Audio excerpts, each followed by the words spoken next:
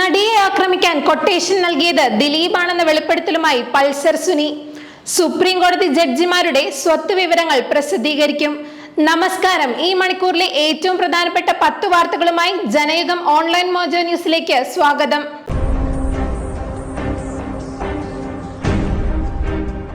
നടിയെ ആക്രമിക്കാൻ കൊട്ടേഷൻ നൽകിയത് നടൻ ദിലീപാണെന്നും ഇതിനായി തനിക്ക് 1.5 കോടി വാഗ്ദാനം ചെയ്തുവെന്നും ഞെട്ടിക്കുന്ന വെളിപ്പെടുത്തലുമായി കേസിലെ പ്രധാന പ്രതി പൾസർ സുനി. മുഴുവൻ തുകയും കിട്ടിയില്ലെന്നും തനിക്ക് ഇനിയും 80 ലക്ഷം രൂപ കിട്ടാനുണ്ടെന്നും ആവശ്യം വരുമ്പോൾ പലപ്പോഴായി താൻ ദിലീപിൽ നിന്നും പണം വാങ്ങിയെന്നും സുനി വെളിപ്പെടുത്തി. 2017 ഫെബ്രുവരി 17 കൊച്ചിയിൽ ഓടുന്ന വാഹനത്തിൽ വെച്ച് നടി ബലാത്സംഗത്തിനിരയായത്.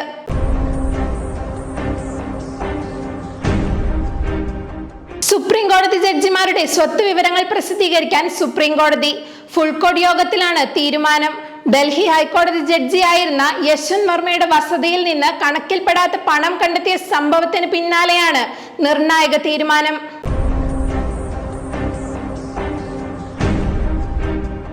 വഖഫ് ബിൽ ഇന്ത്യൻ ജനാധിപത്യത്തിനെതിരായ ആക്രമണമെന്ന് തമിഴ്നാട് മുഖ്യമന്ത്രി MK സ്റ്റാലിൻ.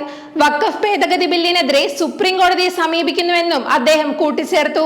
പ്രതിഷേധത്തിന്റെ ഭാഗമായി സ്റ്റാലിൻ ഉൾപ്പെടെയുള്ള DMK MLA മാർ കറുത്ത ബാഡ്ജണിഞ്ഞാണ് നിയമസഭയിലെത്തിയത്.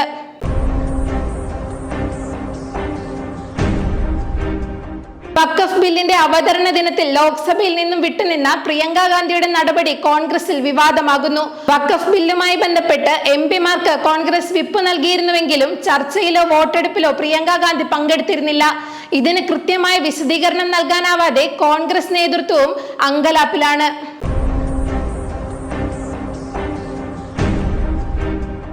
ആലപ്പുഴയിലെ ഹൈബ്രിഡ് കഞ്ചാവ് വേട്ടയിൽ സ്ത്രീയും യുവാവും പിടിയിലായതിനു പിന്നാലെ സിനിമാ മേഖലയിലേക്ക് അന്വേഷണം വ്യാപിപ്പിച്ച് എക്സൈസ്. പ്രതികൾ 2 സിനിമാ താരങ്ങളുടെ പേരുകളാണ് വെളിപ്പെടുത്തിയതെന്ന് എക്സൈസ് അധികൃതർ പറഞ്ഞു. സിനിമാ താരങ്ങളുടെ ഫോൺ നമ്പറുകൾ ഇവരുടെ ഫോണിൽ നിന്നും എക്സൈസ് കണ്ടെത്തിയിട്ടുണ്ട്.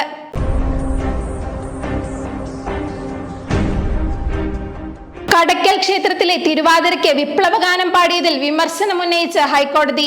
ക്ഷേത്രങ്ങൾ ഇതിനുള്ള സ്ഥലമല്ലെന്നും കോടതി ആവർത്തിച്ചു. ക്ഷേത്രങ്ങളിൽ ആളുകൾ വരുന്നത് ഉത്സവം കാണാനാണെന്നും വിപ്ലവഗാനം കേൾക്കാനല്ലെന്നും കോടതി പറഞ്ഞു. ഇത് ഒരിക്കലും ലാഘവത്തോടെ കാണാൻ സാധിക്കില്ല. ഇത്തരമൊരു കാര്യം അമ്പലപ്പറമ്പിൽ സംഭവിക്കാൻ പാടില്ലാത്തതാണെന്നും ഹൈക്കോടതി നിരീക്ഷിച്ചു.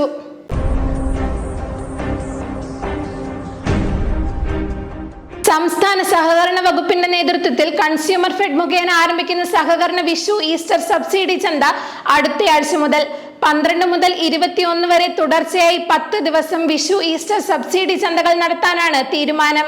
വിഷു ഈസ്റ്റർ ചന്തയുടെ സംസ്ഥാനതല ഉദ്ഘാടനം 11 തീയതി രാവിലെ 9 മണിക്ക് മന്ത്രി VN വാസവൻ തിരുവനന്തപുരത്ത് നിർവഹിക്കും.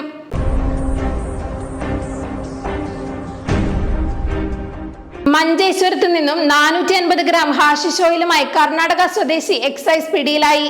മഞ്ചേശ്വരം താലൂക്കിലെ 2 സ്ഥലങ്ങളിൽ നിന്നാണ് എക്സൈസ് 450 ഗ്രാം ഹാഷിഷ് ഓയിൽ പിടിച്ചെടുത്തത്. മഞ്ചേശ്വരത്ത് താമസമാക്കിയ കലന്തർ സ്വദേശി ഷാഫിയും ബഡാജെ പുച്ചത് ബയൽ AM മൻസിലിൽ മൊയ്തീൻ യാസിറുമാണ് പ്രതികൾ.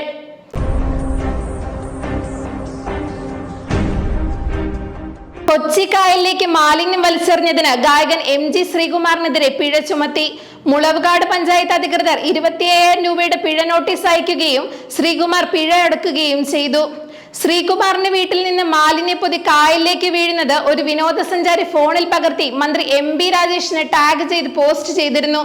പിന്നാലെ നടത്തിയ അന്വേഷണത്തിലൊടുവിലാണ് നടപടി.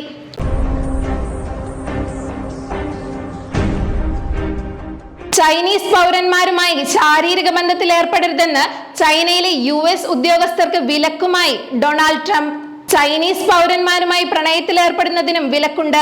ചൈനയിലുള്ള US നയതന്ത്രജ്ഞർ, ഇവരുടെ കുടുംബാംഗങ്ങൾ, സർക്കാർ നിയമിച്ച മറ്റു ഉദ്യോഗസ്ഥർ തുടങ്ങിയവർക്കാണ് ഈ നിരോധനം ഏർപ്പെടുത്തിയിരിക്കുന്നത്.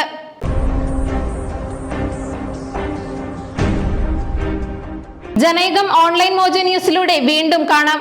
കൂടുതൽ വാർത്തകൾക്കും വീഡിയോകൾക്കുമായി ജനയുഗം വെബ്സൈറ്റ്, YouTube ചാനൽ സന്ദർശിക്കുക.